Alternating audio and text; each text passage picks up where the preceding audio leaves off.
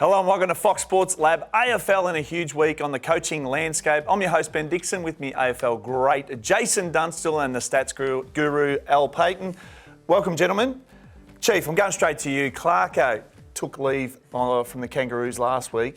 Within that space, Damien Hardwick on Monday said, I'm out. I've had enough. How would the club be feeling now, but especially the players going into this weekend? It's mixed emotions for the players, isn't it? A lot of them would have basically played their entire career under him. They would find him a father figure, a mentor, a friend. So they're going to be particularly sad. There'll be all those fringe players that think this is a new lease of life for me and I might get a game. But it's going to be really interesting because we see the impact often that a coach changing or leaving has on a team, Al. And I know you've got some numbers, but I guess it's different to a coach being sacked. For me, this is a coach that wasn't being pushed out the door at all. So I don't know if that's going to have an impact on the weekend at all.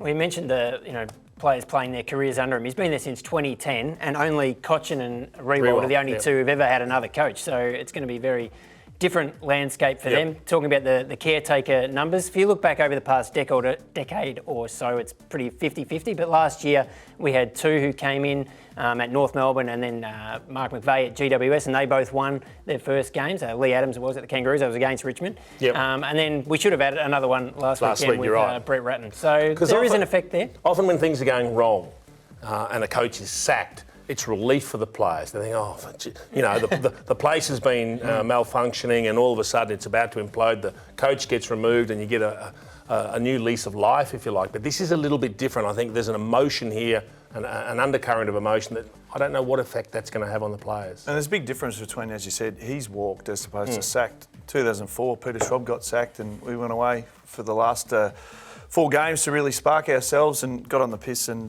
guess what happened? Great. We got done by 100 points, so it doesn't always work. Al, Tigers 1.5 game out and percentage as well of the 8.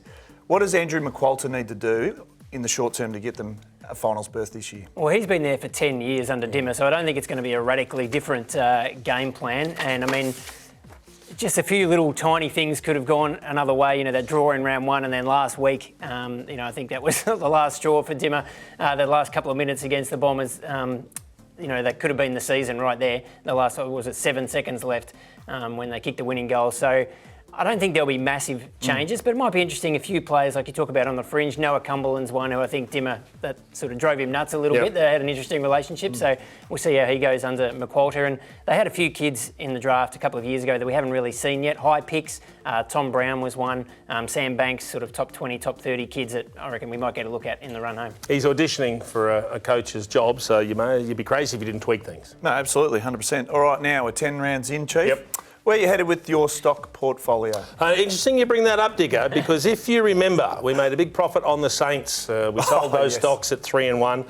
They're now sitting 5th, 7-3. I'm happy that we made our profit. We took the money and ran there. The Bombers, the same thing. I mean, we sold the Bombers and Saints stocks when they were both 3-1, sitting up the top of the table. So we made a good profit. Bought some Geelong stock when they were 1-3, remember? That has been a good buy. I think it's probably going to plateau a little bit in the market. Tell you what we also did. We bought some Dockers stock at 1-3. How good is that looking at the moment? Now, what I'd like to do is invest in some Bulldog stock. I think that's going to be very good for the rest of the year. The Blues stocks have actually been taken off the market, even though I think they might have a win on the weekend. Off the market because they're just worth nothing, not the paper they're written on, Diggo. So you put the moz on them beautifully. And Richmond, well, people are saying they might be able to make the finals. Not me. Not touching them. Not with a 20-foot pole. Okay, well, the Blues just say, I was out of bullets, so I've got nothing to invest anymore. But I remember your Bombers one. I was hanging on to that one. There was no doubt about that. All right, it's the end of a significant era at Richmond, and we wish Dimmer all the best in his new endeavours.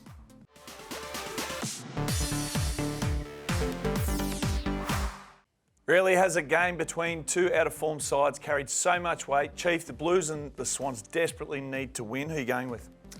I can't find any case to mount here for the Swans. As much as I think the Blues have been underperforming, they are without a defence. And what you've got to think, if you're Michael Voss, the simple strategy this week is kick the ball forward. They get lots of the ball, the Blues, but they don't have many inside 50s. But you're coming up against a defence that can't curtail the impact of Curnow and Mackay. Tell the Crummers to get at their feet and just pump the ball forward and give yourself a chance, because I don't think that there's any way the Swans could possibly beat the Blues. Al, are you anticipating a low-scoring affair, considering the heat's coming on the defence for the Carlton? Well, Carlton's averaging 79 points a game, and that includes a 152 against the Eagles. But looking at this game, what stood out to me was, as Jason just mentioned, the Swans' defence is really depleted. They've lost a ruckman as well this week. So if the Blues can just get enough supply in there, Charlie Kerner kicked 6 against the Swans last time they played. You'd think him and Harry Mackay actually showed some signs last week they could get on the end of a few. Now, you've been on the Blues all year. You must be licking your chops thinking, finally, an easy win. I couldn't agree or disagree with you more. I told you, in terms of your stocks, I was all in. Chips in with the Blues, now I'm off. I can tell you that. Are you tipping Sydney? Well, I know you and Al are going with the Blues, but I'm tipping Sydney. I've lost faith and I'm expecting the Swans to win at home.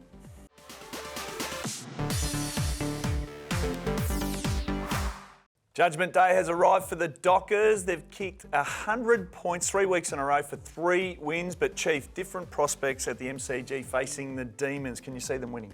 I can see it being a very tight match. I think this is a flip of the coin because the Dockers are back. They're playing really, really good football. I like the way they're playing, moving the ball fluently, and all of a sudden everything's gelled and they've picked up where we thought they might earlier in the season off the back of last year. Conversely, Melbourne...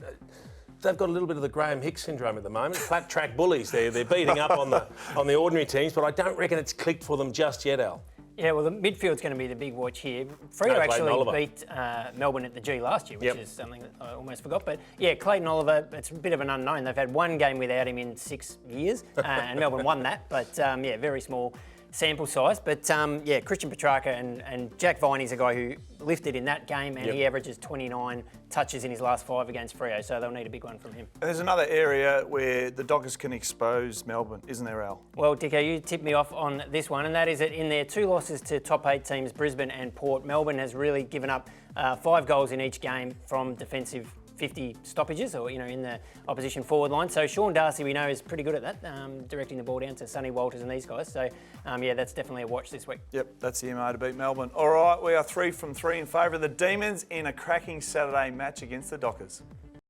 You know it's a better betting app when you've got stats and insights for every major game and race. Plus expert opinions from the best minds in the game, all in the palm of your hand. That's better. What's gambling really costing you?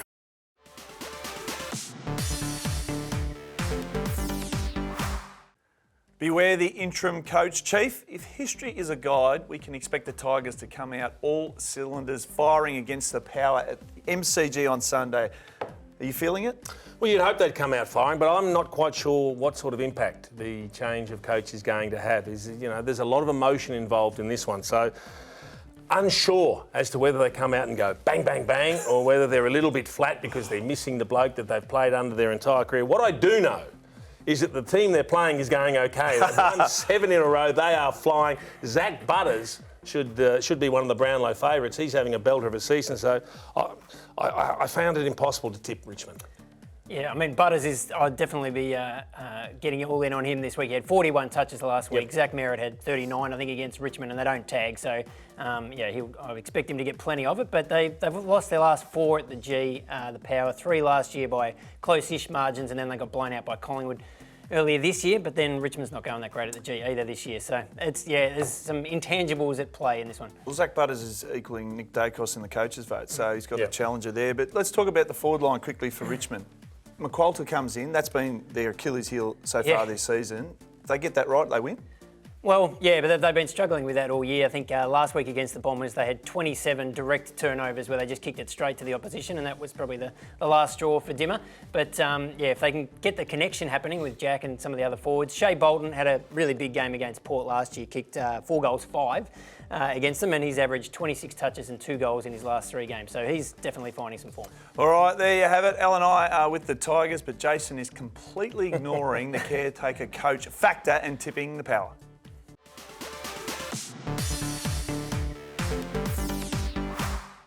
Before we wrap up our selections for round 11, I just want to point out that last week I was the only person to tip Essendon in Dreamtime at the G. Now, you guys, you've got to think about this. 13 losses in a row, and I have tipped the upset. Yeah, even a blind squirrel stumbles upon a every now and then, Diggo. All right, let's have a look at some of the remaining games. Chief, the Cats, vulnerable in 7th spot, but the Giants go down to GMHBA Stadium Do the Cats get it done to keep themselves in the 8?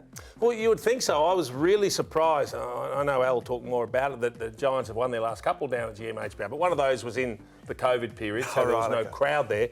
I just don't think it's the sort of game that the Cats are going to let slip. But again, I find the Giants a really difficult team to assess. Sometimes they're really super competitive, and we know they rely on Toby Green a hell of a lot, but I'd hate to be relying on them to do something for me, Al. Well, Toby Green has a good record against the Cats, and he kicked 4, I think, last time in that game down there. But to me, this is a bit of an injury watch. The Cats have a depleted midfield with Dangerfield and Guthrie out, but Josh Kelly's not playing for the Giants, and if they can get enough inside 50s Geelong, the Giants' backline's just been completely decimated. There's no Sam Taylor. Phil Davis is out for a while. They've also lost Nick Haynes and Harry Himmelberg this week to concussion. So you've got Tomahawk and Jeremy Cameron just sitting down there waiting. If they can get enough supply, I think they can kick a winning score. If they can get the supply, that's the big call, because the Cats' midfield, as you say, no danger. It looks very, very different. Guthrie wasn't playing at the same level anyway. Tanner Bruin against his old team gets a real good crack at it, so it'll be a fascinating watch. Al, the Suns host a game in Darwin against the Bulldogs Saturday night, but it's not really a home ground advantage, is it?